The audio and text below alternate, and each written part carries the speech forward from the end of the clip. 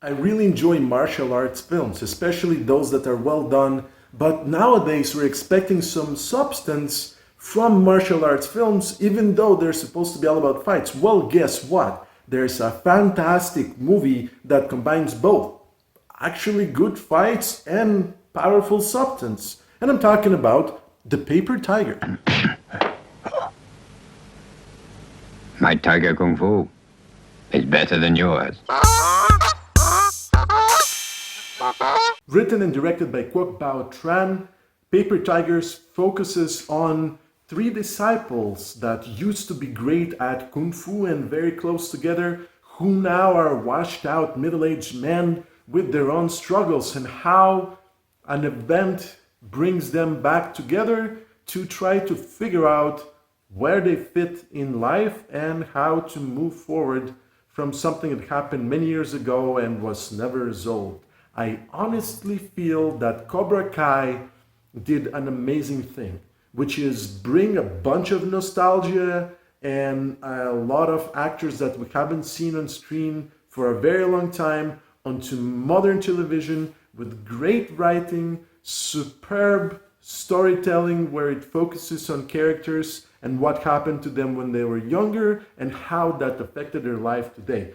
And I feel that without some kind of background, Paper Tigers still does an amazing job in making you feel a lot of things about characters that you have never heard about before, and it was very satisfactory. The acting is great, and I gotta be honest, I was surprised how the main actors were actually doing a lot of their fights. The other positive aspect of this film is that I felt connected to certain storylines here, not to specific people, but an amalgamation of what happened to these men, because I used to practice martial arts when I was younger.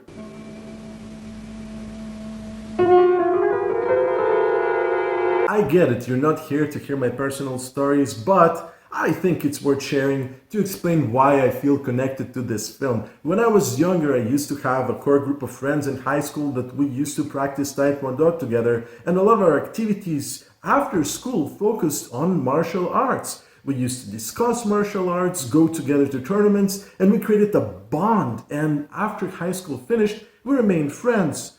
Many years later, we have all moved across the world, and we're not as connected as we were before. And I honestly feel that if I had the opportunity to connect with my friends again, we would have a lot of things to explore and a lot of difficult conversations out there, because there's a lot of history between people, especially when they were very close together and haven't seen each other for years, that is unresolved. And that's what Paper Tigers does. The three friends at the core have issues about who they thought they were going to be and who they became. The types of relationships that they were going to have are exactly not what they expected. And everything comes tied together with the main plot of the film. Their master, their Sifu, basically was very influential to their growth, not only as martial artists, but also as people. And with the loss of their master, they come together to figure out what happened, but also at the core, they come together to resolve unresolved issues, to have conversations about why did you do this? Why didn't you do that? How come X, Y, and Z? And that is where the story for me thrives and makes it very special, especially as I mentioned, because I can relate to that kind of feeling. Come, drink it all down. Let's drink.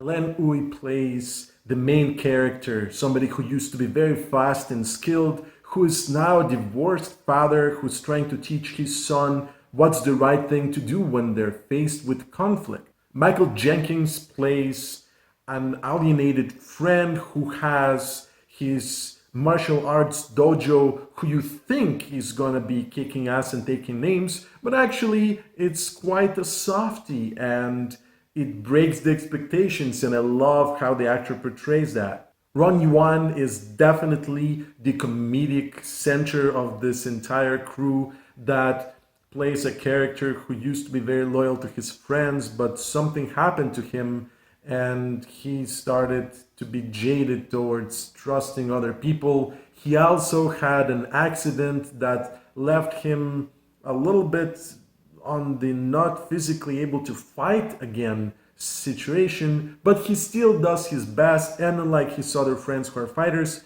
he was given also an amazing opportunity to heal people. The other cool thing is that I finally saw Guy De Silva, who you might have seen in Artists React and Stuntmen React on the Corridor Crew, and he does actually a good job acting. I've seen him do stunts before, and he's outstanding. He's one of the top acting stunt people out there, but I haven't seen him more emotional and charismatic and funny, and I'm glad that this movie gave him a chance to showcase his acting abilities. Overall, Paper Tigers does an amazing job in being funny, entertaining, showing very cool fights, and it knows the type of film that it is. It is definitely a B movie and it knows it, but also it does it so very well where you actually feel invested in seeing where the characters go, where they come from, and what's going to happen to them. And it is a straightforward story where you don't need to figure out what's going on and have a lot of information in the back of your head to make sense of everything. It all collides in a very cool fight that showcases not only martial arts mastery, but also very clever filmmaking to make you feel engaged in the fight and how that fight tells a story. And now, you're gonna pay for my brother's death!